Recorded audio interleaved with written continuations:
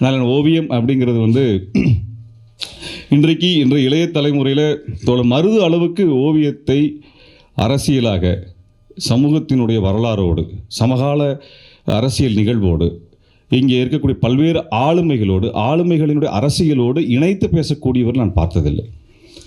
வெறுமன ஒரு ஆர்ட் ஹிஸ்டரியை பேசலாம் அல்லது சமூகத்தில் நடக்கக்கூடிய பல மாற்றங்களை குறித்தான குறிப்புகளை கொடுக்கலாம், நிகழ்ச்சிகளை கொடுக்கலாம், ஆளுமைகளை பற்றி நம்ம வந்து தனித்துவங்களை பற்றி பேசலாம். இதோடு சேர்த்து இணைத்து இவங்கள் அனைவருமே இணைத்து ஒரு பேசுகிறது அப்படிங்கிறதுக்கான ஒரு ஆளுமை நான் தமிழ்நாட்டில் பார்க்கல.